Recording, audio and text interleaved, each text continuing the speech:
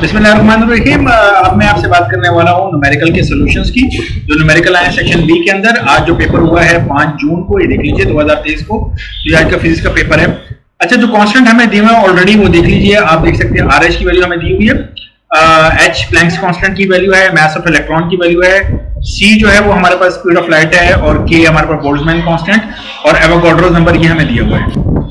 सो जनाब, सबसे पहले न्यूमेरिकल की तरफ चलते हैं। जैसे कि आप देख सकते हैं कि पहला न्यूमेरिकल है हमारे पास, लिखा है find the shortest and the longest wavelength of emitted photon in hydrogen spectra in Paschen series. आपको याद होगा मैंने आपको बताया हुआ है, ये मैंने अपलोड की हुई वीडियो अगर आपने देखी तो बड़ा आसान से था।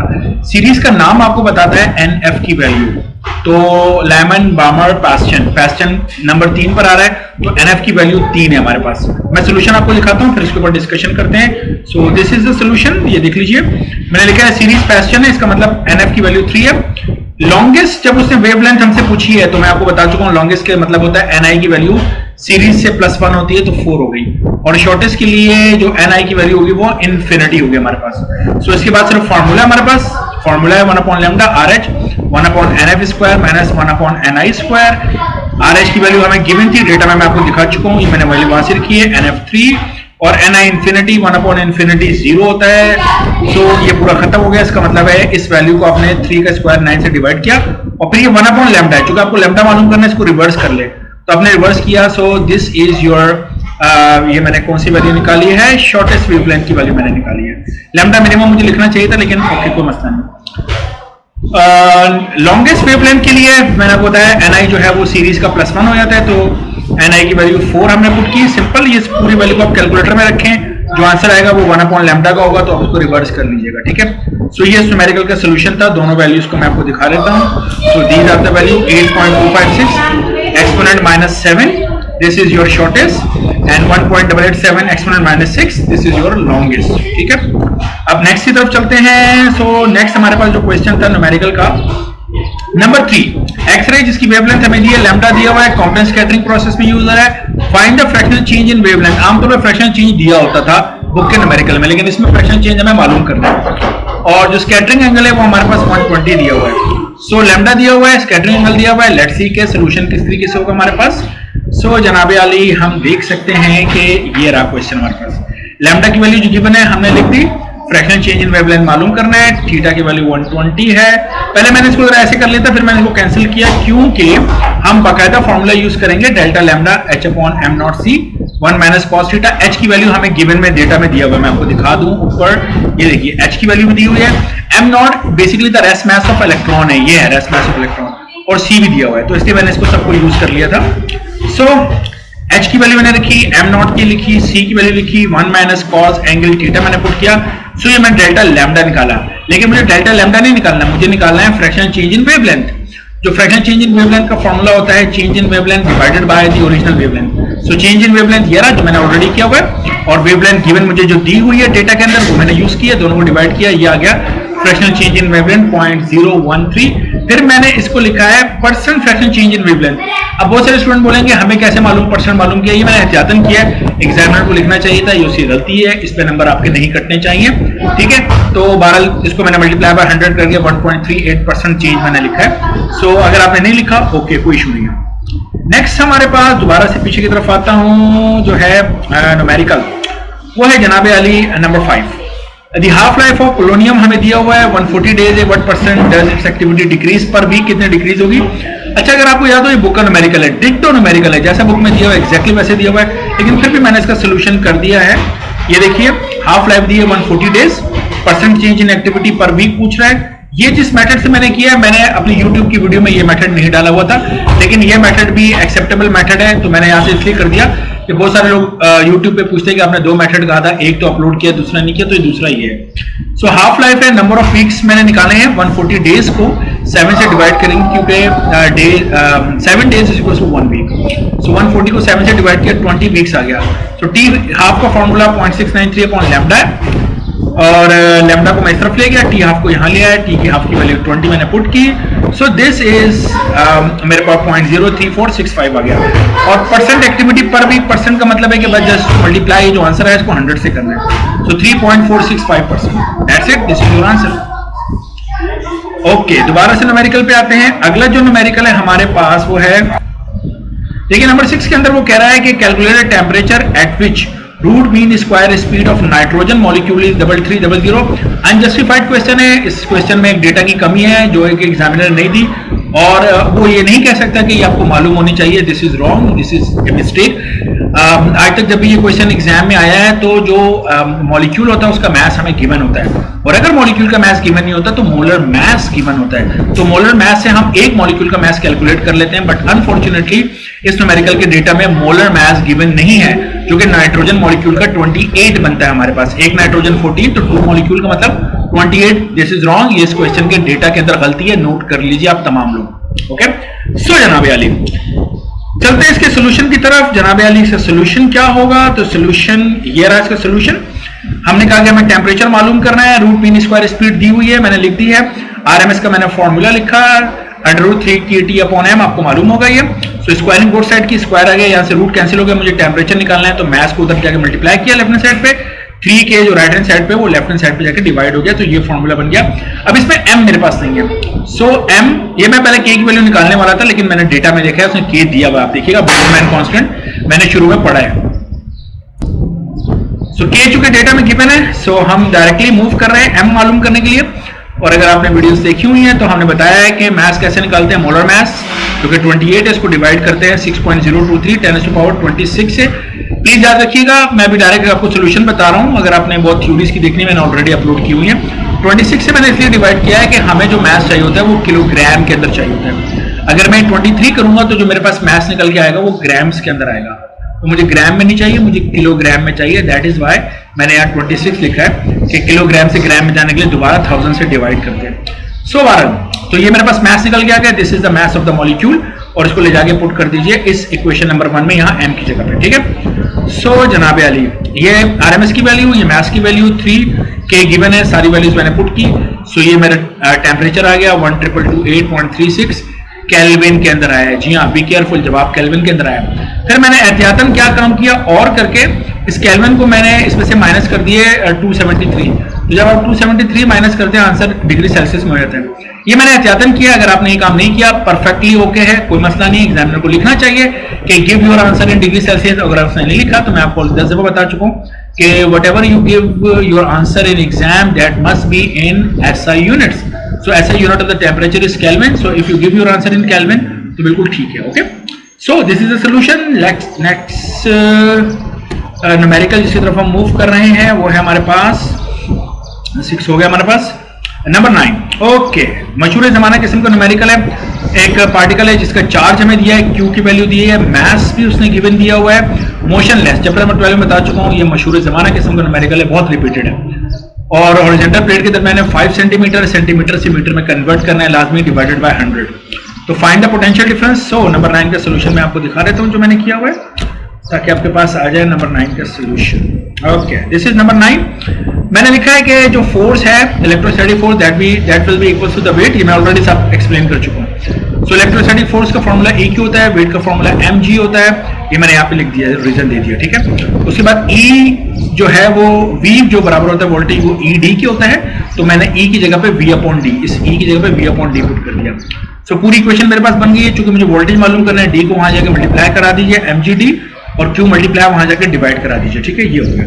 सो मैथ जो कि मैंने पुट कर दिया, G की वैल्यू 9.8 है, पुट कर दी, D की वैल्यू मीटर में कन्वर्ट करके 0.05, और Q की वैल्यू जो दी है वो मैंने पुट कर दी यहाँ पर, और इन सब को मैंने जब कैलकुलेट किया तो 3.797 एक्सपोनेंट -7 वोल्ट्स में आ गया। सिंपल न्यूमेरिकल, कोई इशू नहीं था इसके अंदर।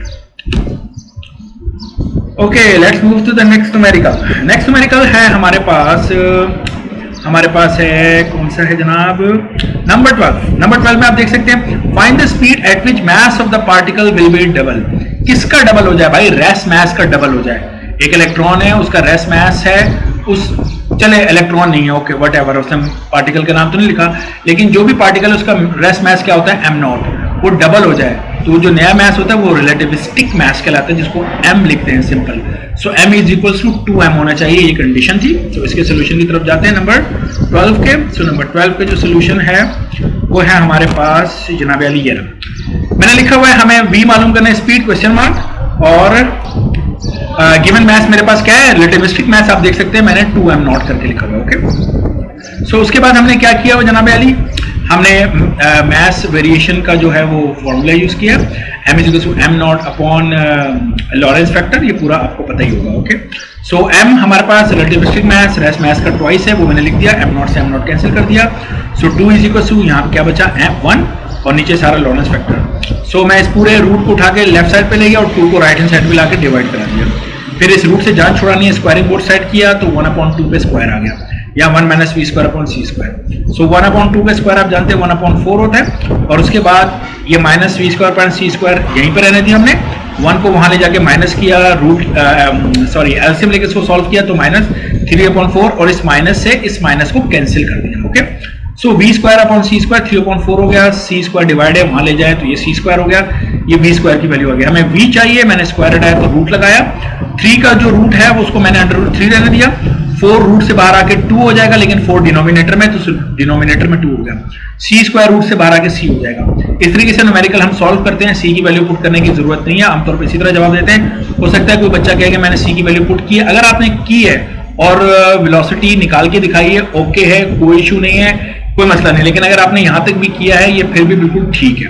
Okay, so this is the solution for that numerical. Now moving to the next numerical, बार बार ऊपर नीचे होना पड़ा है, आई होप कि आप इसको माइंड नहीं करेंगे। So the next is number 13, कह रहा है कि 3 रजिस्टर है, हर एक की वैल्यू 6 ओम है, उनको 4 डिफरेंट तरीके से लगा सकते हैं। 3 रजिस्टर 4 मुख्तलिफ तरीके से लगा सकते हैं, हर एक तरीके से लगाइए और उसकी इक्विवेलेंट रेजिस्टेंस बताइए कॉम्बिनेशन में क्या होगी। सो सिंपल सोल्यूशन है, आप जानते हैं कि आपको क्या करना था इसके अंदर। सबसे पहले हमने क्या किया, हमने सबसे पहला काम ये किया कि हमने पहले तीनों को सीरीज में लगा दिया। सो इक्विवेलेंट रेजिस्टेंस क्या हो जाएगी, R1 + R2 R3, 6 + 6 + 6 18। दूसरे में हमने क्या किया, तीनों को हमने पैरेलल लगा दिया, 1/R1 + 1/R2 + 1/R3। सो 1/6 1/6 1/6 और इसको सॉल्व करके 1/2 आ जाएगा, आप एलसीएम लेके कर सकते हैं। ठीक है, चूंकि मुझे इक्विवेलेंट निकालना है तो मैंने इसको रिवर्स कर दिया, लेफ्ट हैंड साइड को भी रिवर्स और राइट हैंड साइड को भी रिवर्स। सो इक्विवेलेंट रेजिस्टेंस 2 आ गई, तो जब आपने तीनों को पैरेलल में कनेक्ट किया तो जवाब आ गया 2। थर्ड हमारे पास कॉम्बिनेशन ये है कि मैंने 2 को सीरीज में लगाया, ये मैं डायरेक्ट आपको सोल्यूशन बता रहा हूं, तो मैंने 2 को सीरीज में लगाया, 6 और 6 12 आ गया। अब ये जो 12 आंसर आया इसको तीसरे के साथ मैंने पैरेलल लगाया, 2 सीरीज 1 पैरेलल।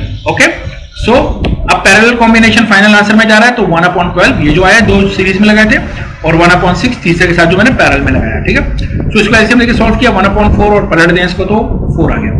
अब चौथे में क्या करेंगे, 2 को पहले पैरेलल में लगा के एक जवाब निकाल लीजिए और उसको तीसरे के साथ सीरीज में लगाइए। सो 1/6 1/6 1/3 मेरे पास आंसर आ जाता है, इसको रिवर्स किया तो 3 ओम आ गया। सो 2 को अगर आप पैरेलल में लगाएंगे तो आंसर आएगा 3। अब इस 3 को तीसरे के साथ आपने सीरीज में लगाना है, तो तीसरा कौन सा था, 6 और ये जो आंसर आया 3, 6 + 3 9, तो 9 ओम। ये 3 तरीके हैं जिन 3 तरीके से आप इसको कनेक्ट कर सकते थे और हर एक की इक्विवेलेंट आपने जवाब निकाल के दे दिए, पूछ रहा था आपसे। So moving to the next numerical, next is हमारे पास है नंबर 14। मैंने आपको पहले कहा था जब मैं क्वेश्चन शेयर कर रहा था आप लोगों से गैस पेपर 4 टारगेट पेपर के टाइम पे, मैंने कहा था एक साल अगर मैग्नेटिज्म तो एक साल इलेक्ट्रोमैग्नेटिज्म है, तो लास्ट ईयर जो कि मैग्नेटिज्म आया था मैंने कहा था देख लीजिएगा, तो आपने देखा होगा मैग्नेटिज्म था, तो इस साल उसने इलेक्ट्रोमैग्नेटिज्म का क्वेश्चन दिया। तो आयरन कोर सोडियम आयोडाइड है, बिल्कुल बुक का न्यूमेरिकल है, कोई इसमें चेंज नहीं हो सकता, वैल्यूज में थोड़ा बहुत चेंज हो, बट बिल्कुल बुक का न्यूमेरिकल है, इलेक्ट्रोमैग्नेटिज्म का है, बहुत आसान न्यूमेरिकल था।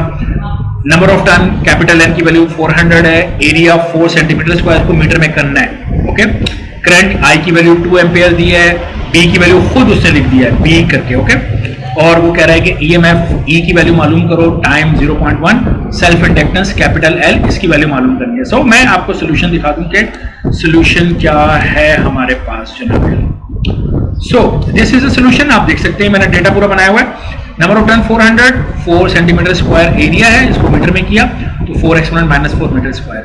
करंट हमारे पास 2 एम्पियर है, मैग्नेटिक फील्ड दी हुई है, ईएमएफ मालूम करना है, time is 0.1 second, self inductance हमें मालूम करनी है। सो मैंने फॉर्मूला यूज किया Faraday and delta phi upon delta T, but delta phi is not given, but no worries, we know delta phi is equal to B dot delta A होता है, B की value दी है, delta A की value दी है। So मैंने B की value put की, delta A की मीटर्स में वैल्यू पुट की, दोनों को मल्टीप्लाई किया, 8 एक्सपोनेंट -5 डेल्टा फाई आ गया, इसको उठा के पुट कर दो इक्वेशन नंबर 1 में, दैट्स इट, बट ये करना था। सो इक्वेशन नंबर 1 में पुट किया, n की वैल्यू 400, डेल्टा फाई जो हमने निकाला है, टाइम से 0.1 दिया है, सबको किया तो 0.32 वोल्ट ये हमारा जवाब आ चुका है। इसी तरह जब हमने सेल्फ इंडक्टेंस किया हमने, तो L delta I is equal to N delta phi, simple formula है, L निकालना है, डेल्टा को 1 डिवाइड कर दें, N number of turn 400, delta phi already हमें निकाला हुआ 8 एक्सपोनेंट माइनस 5, तो डेल्टा I हमारे पास करंट 2 एम्पियर है।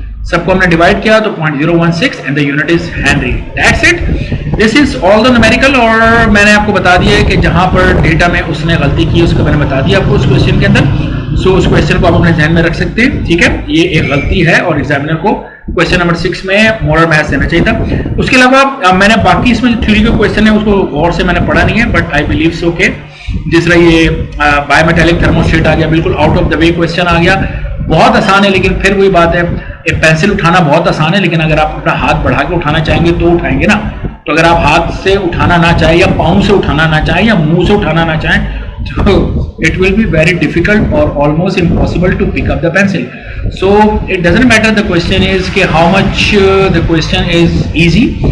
The real question is कि अगर आपने नहीं पढ़ा हुआ तो आपके लिए डिफिकल्ट है। तो बहरहाल एक आसान पेपर था। न्यूमेरिकल में मैं सेटिस्फाई हूँ, एक आध न्यूमेरिकल में जो उसने मसला किया है वो जाने और उसका ईमान जाने। मेरा ख्याल है की में वो थोड़ा सा रिलैक्सेशन देगा, मुझे लगता है, क्योंकि ऐसी बात जब होती है तो एग्जामिनर की में रिलैक्सेशन देते हैं। So that's all we have. Thank you so much. Now, if you have any question or if there is any confusion, you can WhatsApp. No WhatsApp. You can comment me on the YouTube. YouTube पे comment कीजिएगा, WhatsApp पे जवाब नहीं दूंगा मैं आपको। YouTube के comment में मैं आपको जवाब दूंगा, क्योंकि उसमें फायदा ये हो जाता है कि जब एक दफा जवाब दिया होता है और सिमिलर क्वेश्चन कोई और पूछता है तो मैं इसको बताता हूँ कि आप कमेंट में पढ़ लें। ये WhatsApp पे नहीं हो सकती ये बात। बहुत सारे लोग नाराज हो रहे हैं कि आप WhatsApp पे जवाब क्यों नहीं दे रहे, उसकी वजह ये है। Thank you so much. Allah हाफिज। इंशाल्लाह फिर बहुत जल्द किसी वीडियो के साथ आपसे मिलते हैं।